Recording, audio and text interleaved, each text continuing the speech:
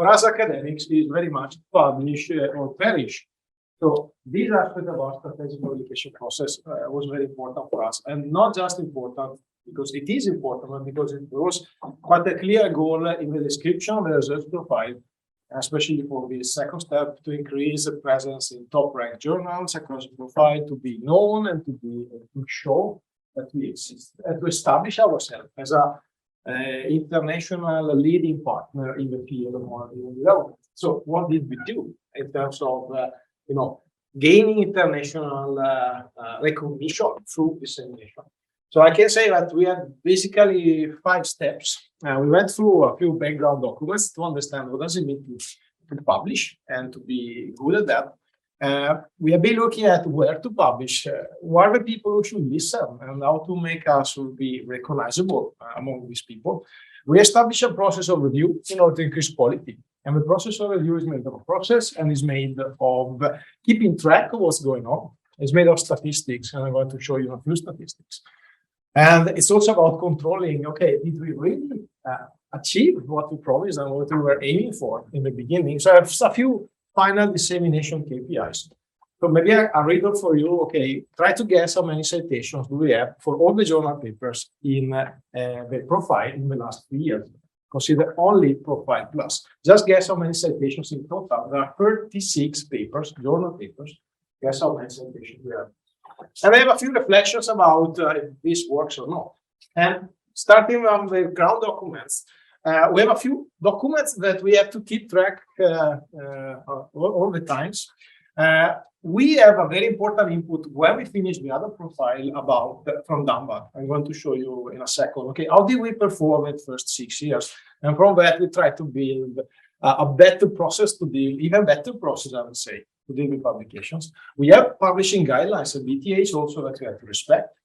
We have recommendations about what the paper is and who actually should be involved as a paper, as a contributor, as an author, who is responsible for the content inside here, and all these type of aspects. These are called Vancouver recommendations.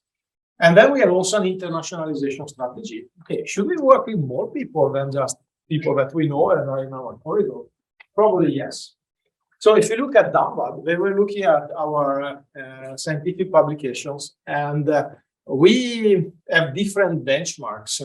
We have the other Kpis profiles against the MD3S. And if you look at scientific impact, we were ranking pretty high already at that time. Here you see the number of publications, also peer-reviewed and summed together. And it looked pretty good, but we have a few areas of improvement. We wanted also to improve the numbers of publications with authors from companies, and also we were scoring a little bit low when it comes to involving people from other universities outside, the usual suspects, especially international ones. So we were looking at these statistics and to think about the publication strategy and what we did. We did a first screening of different places and journals and forums and conferences where to publish our results.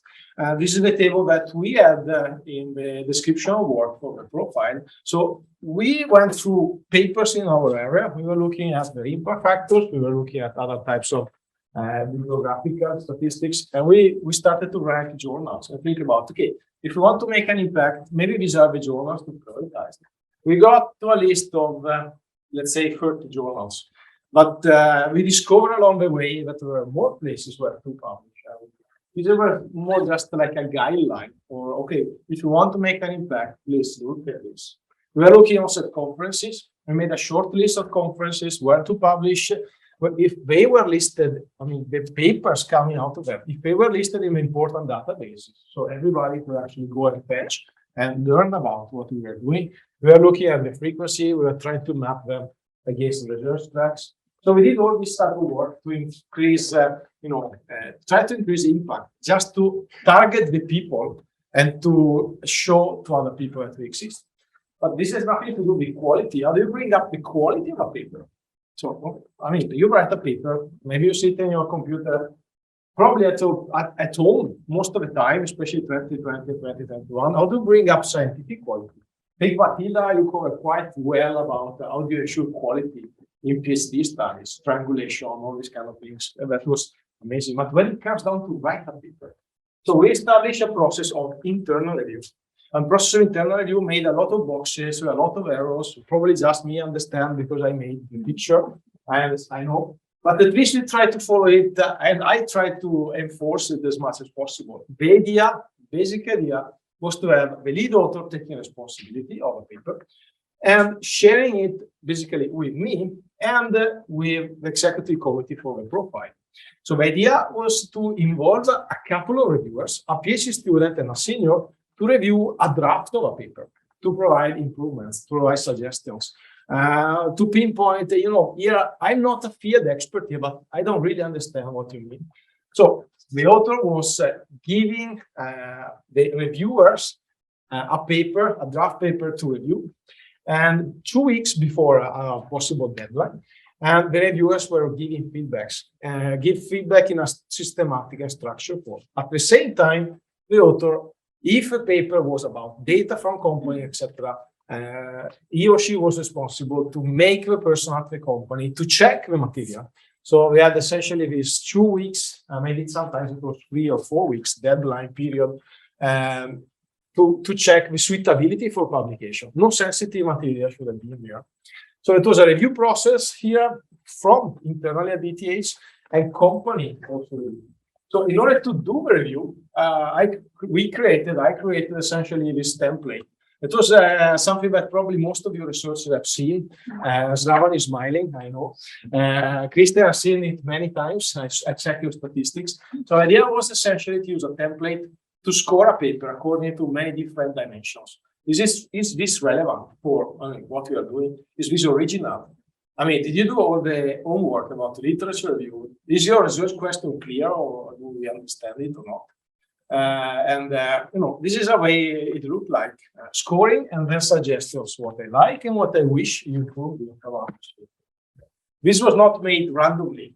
We based it on a very known conference among us researchers, which is the template for the ISET conference, International Conference on Engineering Design. And they have this type of a scheme, and no surprise, we got quite good acceptance rate at ISET conference because we pre-reviewed all the papers before we reviewed it with the same template. So I think we got 100% success rate. Surprise, surprise. So we did all these activities. I have to say that it was a lot of work for the coordinator. But these are the statistics. So in the last 3 years, we reviewed 62 papers, almost all of the papers in MD3S Plus. There are many papers not here because they were produced before the beginning of the profile and published during MD3S Plus. So essentially, those papers were not going through review. We got, I requested 121 reviews. A few papers were just too short time to have 2 reviews. So we asked only 1. We have a completion rate of almost 82%. And we have, I'm not super proud of it, 24% of late reviews after 1 week. But overall, I think it went pretty well. I think most of the papers, let's say 92%, 94%, we got at least 1 review. Some papers even got 3 reviews because the authors asked for them. I'm not really sure about this content. Can you please ask more people to review it? So we got 94% of the papers to be reviewed in the end through this process. And you probably notice if the rating, we seniors are much, severe when it comes to rating and PhD students. There is quite a gap here, but that was expected. But the days on average for a review, it was between 5 to 6 days most of the time. So we actually got pretty good performances from this point of view. And here you see all the people who took part and how many reviews people have made. And I took away the names because I don't want to put blame on everybody. But I really thank the reviewer who got 10 papers and 100% completion rate. Very good, Mark. Yeah, I had to jump in sometimes to cover for others. But yeah, overall, everybody here, we actually did a very good job. And to be honest, we really did. So, last few seconds, what are the KPIs? So essentially, we have 36 journal papers, 57% published in this priority journal list. We have in total more than 500 citations in Google Scholar and 357 in Kpis. Think that the average life of this paper is 1.5 years. So we got all these citations for papers that have been out 1 year, 1.5 years, maximum 2 years. So it's quite a lot considering a short time frame. Here you see the citation per paper. So we got papers that on 24th August 2022, we got from the profile more than 40 citations. So I think he brought up a few of the top papers before. And this is more like the curve going down. These are typically the most recent papers. I think something that is quite interesting to notice is the impact factor. So the average impact factor of the journals where we publish only 4.3. And there are few papers that rank, that have been published on journals that get more than 10 or more than 8. Typically 10 or greater is considered an excellent journal. Nature and Science were 40, but I mean, they are the top of the top of the top. If you get 20, you are on the top 20 journals in the world. 10 is pretty good, especially because you are competing with the doctors and you are competing with psychologists. I mean, in engineering design, there are only very, very few journals that are publishing up here. And in general, almost all the papers are publishing above 3. So it's pretty good, apart from 20 books. So a few reflections then. This is taking a lot of time. This is taking a lot of effort from all of you, and I thank you again. This can be improved. It's difficult to enforce this internal review process. It's very much about the voluntary work, extra work, especially during peak times. So when everybody's writing a paper and you also get something to review that's not really good and people don't like it.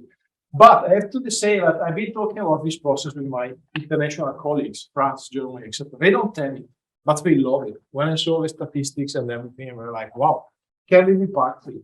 Maybe the next step would be to invite some externals to be reviewers. And, we review for them and they review for us before we send the paper. Probably the investment is worth it. We'll shorten the time to publish quality research.